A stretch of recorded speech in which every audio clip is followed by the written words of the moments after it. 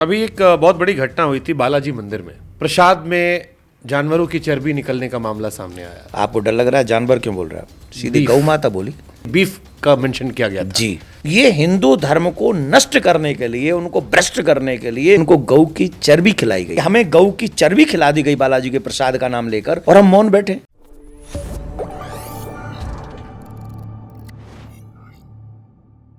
अभी एक बहुत बड़ी घटना हुई थी बालाजी मंदिर में। जी बहुत बड़ी घटना हुई थी जी। और उस घटना ने पूरे देश को हिला के रख दिया था, जिसमें प्रसाद में जानवरों की चर्बी निकलने का मामला सामने आया। आपको डर लग रहा है? जानवर क्यों बोल रहे हैं आप? सीधी बीफ। गौ माता बोली। गौ माता बोली। बीफ था उसमें, गाय। पूरा बोली। बीफ शब्द का जिक्र किया गया था कि बीफ उसमें है। तो बीफ किसको कहते हैं? बीफ में गाय के अलावा भी महाराज जी कई जानवर क्योंकि हो जाते हैं, तो उसमें वो क्लैरिटी उसमें पूरी डिटेल में लिखी नहीं थी। बीफ का मेंशन किया गया था जी। कि उस प्रसाद में बीफ का इन्वॉल्वमेंट था, और वो प्रसाद अयोध्या भी गया था। प्राण प्रतिष्ठा में भी लाखों लड्डू जो है बालाजी मंदिर से भेजे गए थे, और सबकी श्रद्धा थी कि राम जी का भव्य मंदिर बन रहा है। तिरुपति बालाजी का तो वैसे ही उतना नाम है, लाखों लोग दर्शन करने आते हैं। कई लोगों को लगा कि ये धर्म के साथ एक बहुत ऐसी हानि थी जिसको शायद सही नहीं किया सकता, धर्म से खिलवाड़ था। आप इसे कैसे देख रहे हैं? पूरी घटना को आप कैसे देख रहे हैं इसे? इस घटना का मुझे पता चला था जिस समय मैं यूएस में था, और तब से लेके आज तक मेरा मन अशांत है। परेशान इसलिए हूं कि जितना बड़ा विरोध इस चीज का होना चाहिए था, हिंदुओं ने उतना बड़ा विरोध किया नहीं, और ये हम सबके लिए दुखदाई था। जितना बड़ा विरोध हम करना चाहिए, और ये हमारा दायित्व है। ये कोई किसी के ऊपर हमारा कोई वो नहीं है कि मजबूर नहीं हम। एज ए हिंदू ये हमारा दायित्व है कि हम उसका विरोध करें, क्योंकि जो लोग, कितने लोग हिंदू ऐसे, प्रसाद तो वो लोग खाते हैं जो कभी लहसुन प्याज भी नहीं खाते। जो लहसुन प्याज तक नहीं खाते, उन लोगों को आपने षड्यंत्र के थ्रू, मैं से सीधा षड्यंत्र कह रहा हूं, ये हिंदू धर्म को नष्ट करने के लिए, उनको भ्रष्ट करने के लिए, उनके जीवन यात्रा को बर्बाद करने के लिए ये षड्यंत्र है कि उनको गौ की चर्बी खिलाई गई। ये खिलाया गया उसे, और दुर्भाग्य है कि हिंदुओं ने इसका विरोध नहीं किया। सबसे बड़ी मुश्किल बात यह है कि, और जो लोग सभी के साथ खड़े हो जाते हैं इस बात पे, हिंदुओं के धर्म को नष्ट करने वाले विषय पर भी, कुछ भी लोग, कोई भी, अधिकांश लोग इस पर साथ नहीं आए। किसी ने जवाब नहीं मांगा कि ऐसा क्यों हुआ, और इसका उसको दंड क्या मिलेगा। हमारे शास्त्रों में ये कहा गया है, प्राणों का त्याग करके भी, प्राणों का बलिदान करने के बाद भी अगर धर्म की रक्षा होती हो तो प्राणों का त्याग कर देना चाहिए और धर्म की रक्षा करनी चाहिए। और ऐसा भविष्य में, इतिहास में बहुत बार हुआ है।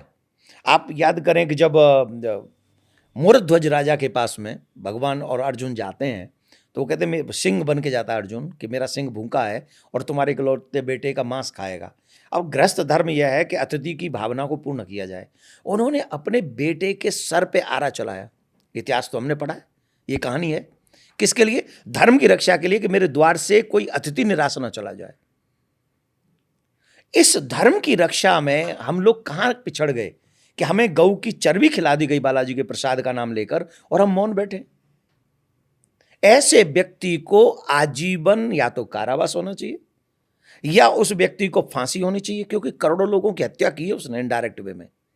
जिनने प्रसाद खाया उनका धर्म भ्रष्ट किया उसने। उस व्यक्ति को आजीवन कारावास या फांसी की सजा मेरी दृष्टि से होनी चाहिए। और अगर ऐसा करने में असमर्थ हैं तो ऐसे व्यक्ति पर आजीवन प्रतिबंध लगना चाहिए कि वो किसी भी संवैधानिक पद पर नहीं बैठेगा, किसी भी पद पर नहीं बैठेगा। हम संवैधानिक कंट्री में रहते हैं, यहां कोई ऐसा संविधान नहीं है कि हम किसी के धर्म को नष्ट करें। ये बहुत बड़ा अपराध है, और इसी के लिए 16 नवंबर को बहुत बड़ा आंदोलन हम आंदोलन कह लीजिए, सनातन धर्म संसद लगाने जा रहे हैं इसी विषय को लेकर। ये जो हम सब के साथ में यह सब व्यवहार किया गया है, हम 16 नवंबर को दिल्ली में ऐसा करने जा रहे हैं और इसका विरोध करेंगे। और मैं आपके चैनल के माध्यम से भी ये कह रहा हूं, जितने भी सच्चे हिंदू सुन रहे हैं, 1 मिनट के लिए भूल जाइए आप क्या हैं, 1 मिनट के लिए भूल जाइए आप पद क्या, आप किस पद पे बैठे हुए हैं, सब भूल जाइए। आप सिर्फ ये सोचिए कि हमारे साथ बुरा हुआ है और हम उस बुराई का विरोध करने के लिए जाएंगे। अगर आप हिंदू हैं, अगर मैं एज ए हिंदू ही इस काम को कर रहा हूं, तो हमको इसका विरोध करना होगा, विरोध भी बड़ी संख्या में करना होगा, जिससे इन फ्यूचर आगे कभी ऐसा कार्य ना हो सके। महाराज जी, फिर एक सवाल मन में आता है कि सरकार तो उन्हीं की है जो यही बात कहकर सत्ता में आए थे, हिंदुओं की रक्षा। आप यूपी में हम बैठे हैं, यहाँ योगी जी हैं, बगल में दिल्ली है, वहाँ मोदी जी हैं, और ये उनको भी पता चला, खबर देश भर में चली। तो फिर जो हिंदुओं की सरकार है, फिर वो क्यों उसका प्रतिशोध नहीं कर पाई? आप लोग तो मिलते रहते हैं, आप लोगों ने पूछा नहीं कभी? नहीं, मैं आपसे योगी जी से, मोदी जी से मैं देखो बहुत कम मिलता हूं, और जब मिलता हूं भगवान कृपा करे। मैं सिर्फ इतना जानता हूं, चाहे कोई भी क्यों कहीं क्यों ना हो, मेरा हर काम मोदी जी नहीं करेंगे, मेरा हर काम योगी जी नहीं करेंगे। मैं क्या करूंगा फिर? आप क्या करेंगे? आप क्या हो? आप भी तो हिंदू हो, आप क्या करोगे? बैठ जाओगे चुपचाप? इस विषय पर हमने आवाज उठाई, हमने और उठाइए, और उठाना है, और तब तक उठाना है जब तक गुनहगार को सजा ना हो जाए, तब तक उठाते रहना है हमें। मोदी जी अपना काम करें, योगी जी अपना काम करें, हम अपना काम करेंगे, ये हमारी रिस्पॉन्सिबिलिटी है। जब हम आवाज उठाएं, वो वैसे भी कहते हैं ना, बिना रोए तो माँ भी दूध नहीं पिलाती। हम रोएंगे, हम सरकार के आगे रोएंगे, हम कोर्ट के आगे रोएंगे, हम रोएंगे, हम तो कहेंगे या तो ये संविधान कहता है कि हमारा धर्म भ्रष्ट करो, और अगर नहीं कहता तो जिसने धर्म भ्रष्ट किया उसको सजा दो। That simple thing. अच्छा, इसको मैं थोड़ा पलट के पूछता हूं, अगर इसी लेवल की कोई गुस्ताखी किसी और धर्म में हुई होती, तब क्या होता? आपको क्या लगता है क्या होता? फिर मैं और आप ये काम नहीं कर रहे होते, आज ब्रॉडकास्ट नहीं कर रहे होते यहाँ। ये घटना 2 महीने पहले हो गई होती ना, तो भी हम और आप ये नहीं कर पाते। याद लिख लो आप, हमारे भी पैरों में रस्सी बांध के हमको सड़क पे खींच रहे होते। कहाँ? भारत में। ये हम लोगों का खून नहीं है, पानी हो चुका है। हम सोए नहीं, हम मर गए। हम अपने ईश्वर को देख, वो भोग लगा ईश्वर को, और हम बैठे, हम क्या करें? हम बेचारे बने बैठे, हम आराम से अपने काम कर रहे हैं।